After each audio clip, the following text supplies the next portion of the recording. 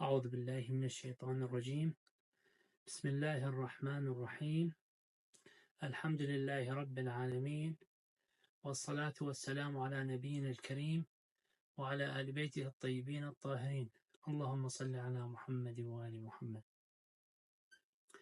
Brothers and sisters, Assalamu alaikum wa rahmatullahi ta'ala wa barakatuh. Today inshallah we're not talking about sound, we don't talking about the throat or the mouth or the nose or how to recite or even the maqamat. Today, inshallah, we'll talk about the Muslim understanding on how they're dealing with the Quran. We have few problems because the translation of the Quran not exactly what the Arabic literature, the Arabic book itself. So the word in Arabic when be translated to English will give different meaning. And also the translators, many of them, they are not Arab. They know the Arabic concepts. So what they do, they translate upon their understanding, which make a big problem and big confusion. So today, inshallah, we'll go to chapter 4, Quran, with Surah An-Nisa, ayah or the verse number 3. So Allah subhanahu wa ta'ala says, Bismillah ar-Rahman ar-Rahim, وَإِنْ خِفْتُمْ أَلَّا تُقْسِطُوا فِي الْيَتَامَى فَانكِحُوا مَا طَابَ لَكُم مِّنَ النِّسَاءِ مَثْنَى وَثُلَاثَ وَرُبَاعَ فَإِنْ خِفْتُمْ أَلَّا تَعْدِلُوا فَوَاحِدَةً أَوْ مَا مَلَكَتْ أَيْمَانُكُمْ ذَلِكَ أَدْنَى أَلَّا تَعُولُوا. So, before I translate or talk about this verse, let's go to translation. We'll see the confusion in this translation. Anyway, I'm not going to go to the who translate this Quran, but the most Muslim, they follow this translation. So any books of Quran being translated, so it will be this problem. Anyway, so means, and if you fear that you will not deal justly with the orphan girls. Allah didn't say girls. Allah says only orphan. He didn't mention girls. But the translator, because this is what in his mind, what he understands from the Maulana, from Mashayikh, so he put this word from his own pocket to Quran. The translation, I mean, not the actual verse. The verse is still the same, not being changed. But the meaning is changed. So he says, Allah subhanahu wa ta'ala says, وَإِنْ خِفْتُمْ أَلَّا تُقْسِطُوا فِي الْيَتَامَى, means, and if you fear that you will not deal justly with the orphan, should be. Then he put girls from his pocket, the translator. Then what you have to do, marry those that please you, which is not really correct, women's 2 or 3 or 4. So for example, when we come to the meaning of this ayah, so if I want to make justly or deal with orphan justly and fairly, I have to marry 4? How's that happens? What's that mean? How it's going to be understood, in the word that if I tell the non-Muslim, if you make the orphan happy, you have to marry what? 4 ladies. It's not really correct. When you go to translation, you will see orphan girls. So what about the boys? What are you going to do with them? You're going to neglect them? Kick them away?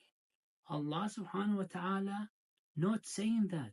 But the translator make it worse. Why?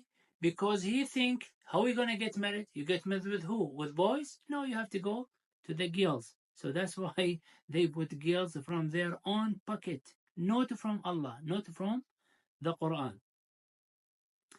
But leave the translation. Let's go to the ayah in Arabic language. وَإِنْ خِفْتُمْ أَلَّا تُقْسِطُوا فِي الْيَتَامَى, if you fear that you cannot deal justly with the orphan. No girls, any orphan. Could be boys, could be girls, could be mixed boys and girls. So if you feel you cannot deal justly with them, what you have to do? فانكحوا فاء in Arabic language called فاء السببية. The reason فاء. The reason of فاء is there to marry. Why? So for example, if I marry 2 or 3 or 4, so the orphan will be happy, they will be enjoying their day, for example, they will be satisfied with me, or I will make a big feast and call them to my wedding and they were going to eat. This is not what Allah is talking about. This ayah, meaning, the real meaning of this ayah is that Allah subhanahu wa ta'ala want to solve the problem of these orphans and the widows. So for example, if my neighbor, his family neighbor, the father passed away, so he left orphans behind him and a widow. So for example, if I come from the market with a bag of shopping, like some food, fruit, whatever, if my son play with my neighbor's son, so if I come from the market, my son will saw me coming back. What it will happen? He will jump, daddy, daddy, and he will jump to me.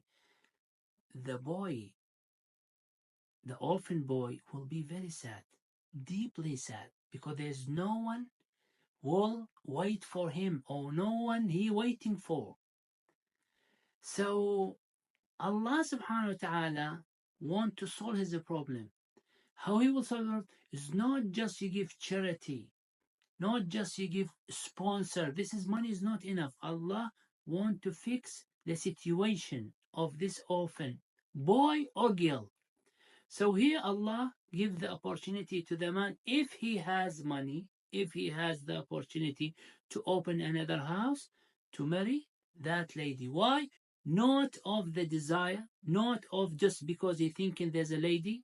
No, he have to fill the gap of this orphans. So that's why Allah subhanahu wa ta'ala start with orphans in this ayah of for marriage. When you ask any Maulana, any Maulana, any mosque, you tell them how many wife I can marry, straight away they jump, marry 2, 3, 4. But no one mentioned the orphan. No one talk about them. Just like they cut this part, we don't need it anymore. Because this is not required to go through this part of the ayah, because you don't need to think about the orphans. Just go and get married. This is big mistake. Unfortunately, the most of the Muslim, and the majority, even maybe 90%, even more, they believe this is not correct, is wrong. Allah subhanahu wa ta'ala don't want you to marry 2, 3, 4. Less fa السببية, فانكحوا. The fa tell you a reason of that. The reason to solve the problem of the orphan. Not to go to solve the problem of what you want to do, or the desire, or the enjoyment. This is not what Allah is talking about. So go back again to the ayah. Look, وَإِنْ خِفْتُمْ, if you fear, أَلَّا تُقْسِطُوا, you make a good judgment or justify to the orphan to look after them, marry their mom.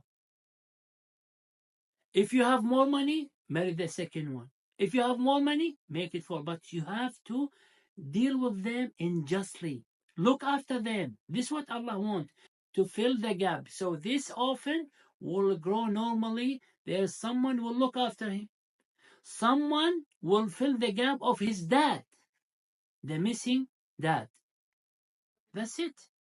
But when you go to translation, because the people, they don't understand anything about Quran, so because you want to get married, so they cut the boys orphan, they put girls from their own pocket, not from Allah, not from Quran, from their own pocket.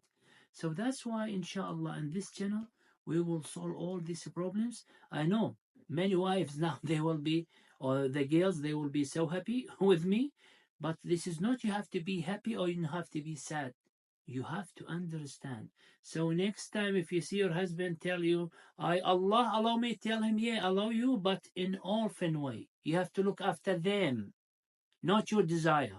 This is what you need to say to your husband. Anyway, inshallah, we'll continue because this is need more to talk about. But because we want to make it short today, so I have to stop up to here in this point because still the ayah not complete. Because if I go more, it will be more longer, and I don't want to take to your time and make it very complicated. Then فإن خفتم ألا تقسطوا فواحدة. So if you fear you cannot make a justice to this orphan, stay with your own wife. If you don't want to look after the orphans, stay with your wife. That's it. We don't need your help. This is what Allah subhanahu wa ta'ala talking about. فواحدة أو ما ملكت أيمانكم. So ما ملكت أيمانكم, inshallah, we will talk about it in the next episode because this is need more explanation and more details to understand what Allah subhanahu wa ta'ala is talking about. هذا وصلى الله على محمد وآل بيته الطيبين الطاهرين.